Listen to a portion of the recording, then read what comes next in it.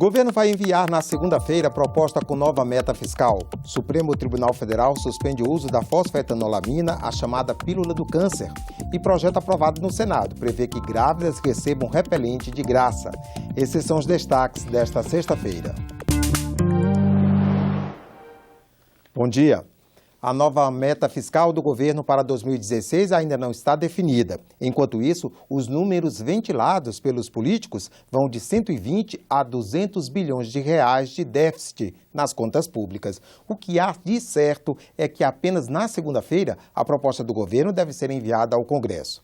Nessa quinta-feira, o ministro do Planejamento, Romero Jucá, fez uma visita ao presidente Renan Calheiros em busca de apoio à proposta.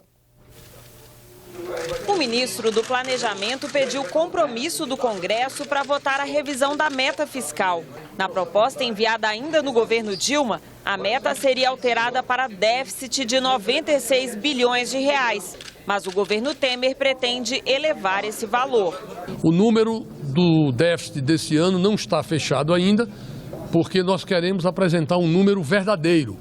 Uma das críticas que eu pessoalmente fazia há vários anos ao governo que saiu era exatamente essa maquiagem de números.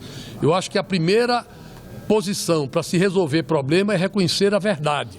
E a verdade dos números será apresentada ao país na próxima segunda-feira. Segundo Romero Jucá, o déficit será ainda maior porque pode incluir a possível capitalização da Eletrobras e a renegociação das dívidas de estados e municípios. Além disso, nesta quinta-feira, a Receita divulgou que a arrecadação de abril foi 7,1% menor do que no mesmo período do ano passado.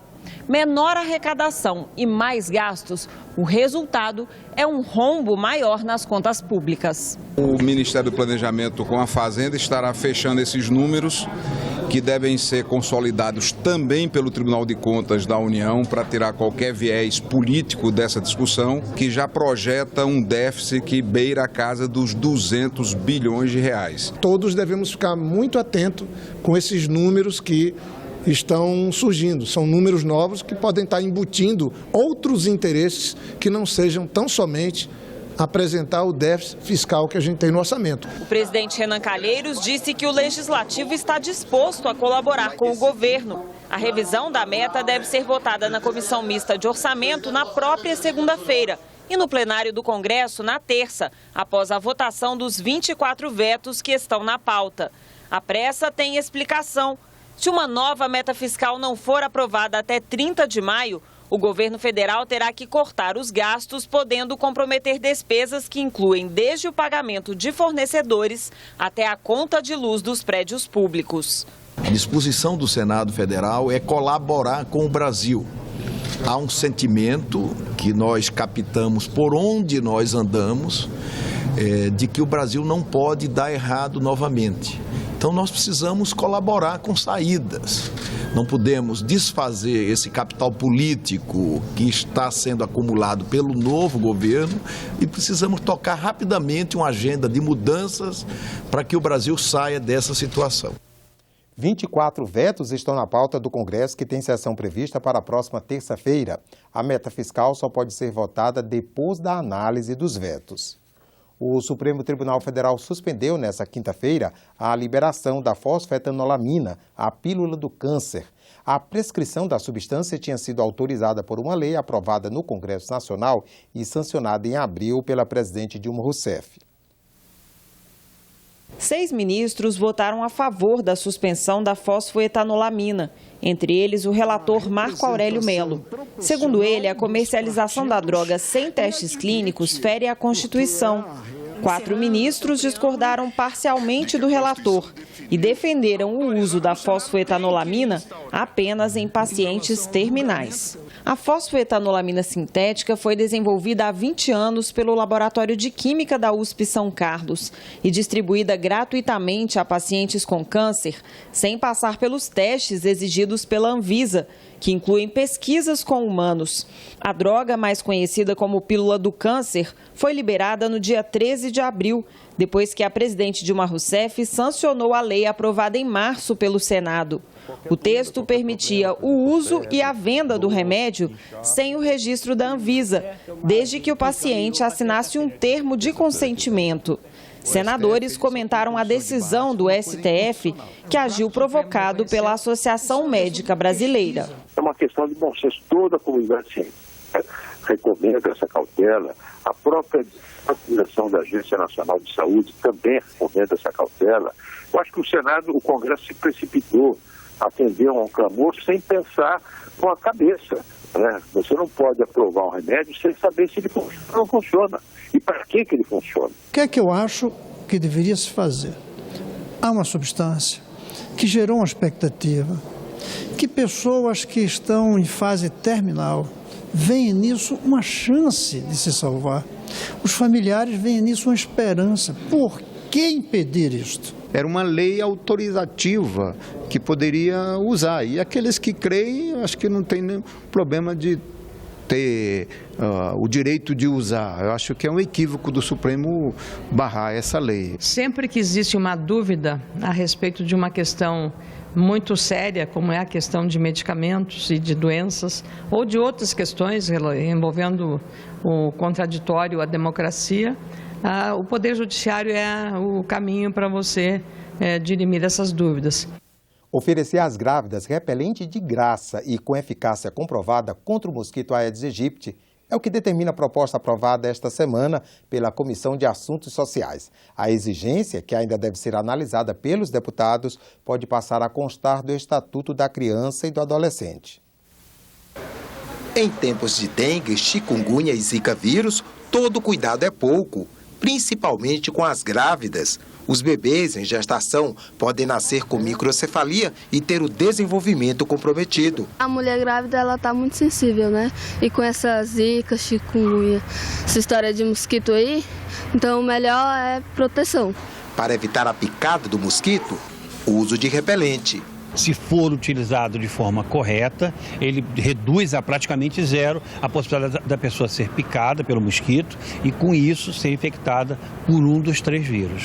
Um projeto aprovado pela Comissão de Assuntos Sociais prevê a distribuição gratuita de repelente às mulheres grávidas, mais um reforço na luta contra o mosquito Aedes aegypti. Seria feita uma doação pelo governo para que essas pessoas possam ter acesso ao repelente, evitando assim a contração da zika. Aparentemente pode ser um custo, mas com certeza será uma economia muito grande para o governo que vai evitar a doença. O projeto é para garantir uma ação mais efetiva do Estado brasileiro na proteção dos mais vulneráveis. E os mais vulneráveis, nesse caso, sem dúvida nenhuma, são as mulheres gestantes. Nem todo mundo, nem sempre a gente tem um trocado para comprar, né? Então eu acho ótimo. Um decreto presidencial garante a distribuição de repelente para gestantes que fazem parte do Bolsa Família, mas os recursos para a compra desses produtos ainda precisam ser liberados pelo Congresso. A proposta, que assegura 300 milhões de reais para a proteção das gestantes, está em análise na Comissão Mista de Orçamento e tem validade até 11 de julho, podendo ser prorrogada por mais 60 dias. O governo federal publicou no início desse mês o decreto que regulamenta o novo marco legal da biodiversidade. Aprovado no ano passado pelo Congresso, a lei detalha o acesso e a exploração comercial do patrimônio genético brasileiro e garante que os benefícios desse processo cheguem às comunidades tradicionais. O Brasil abriga cerca de 20% de todas as espécies do mundo. São 55 mil plantas, 3 mil peixes de água doce e mais de 500 mamíferos. Um gigantesco patrimônio que coloca nosso país na posição de detentor da maior biodiversidade do planeta.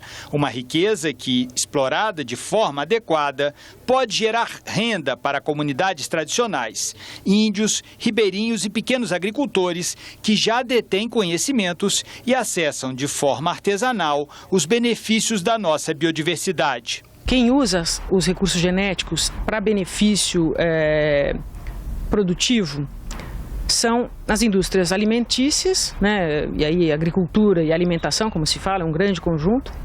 as indústrias farmacêuticas, remédios e outras coisas parecidas, e as indústrias de cosméticos. Mas é preciso levar em conta também as comunidades tradicionais, que desenvolveram ao longo de gerações o conhecimento sobre o uso da biodiversidade brasileira.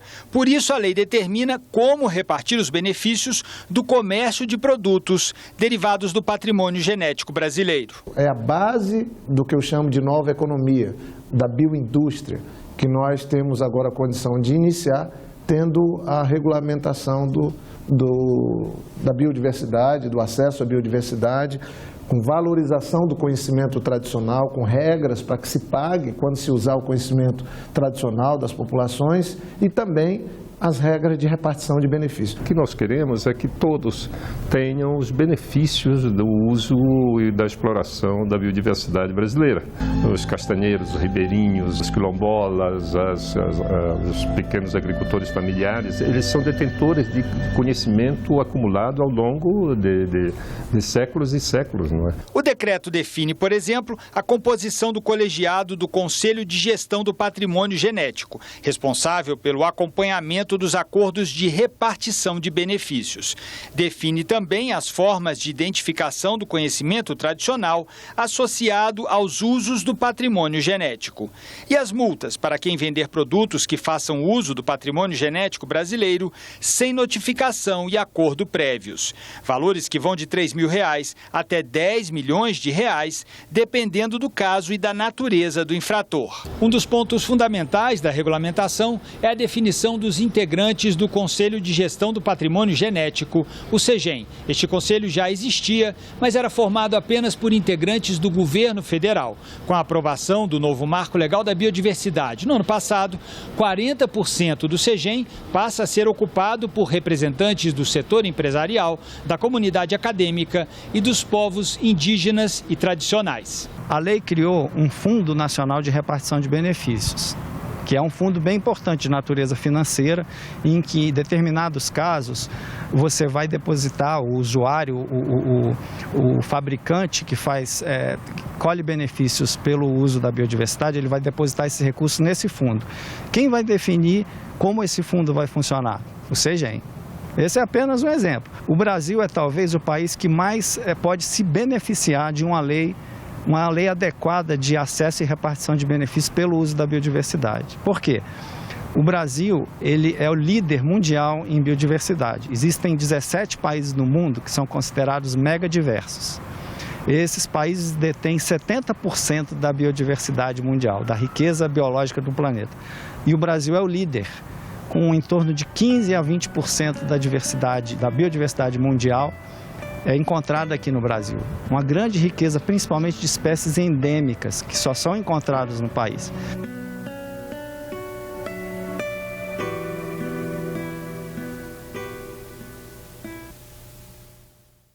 E logo mais às 14h, a Comissão de Agricultura e Reforma Agrária faz audiência para debater a importância das feiras agropecuárias e tecnológicas para as ações de divulgação de pesquisa, transferência de tecnologias ao setor produtivo e facilitação de acesso ao crédito.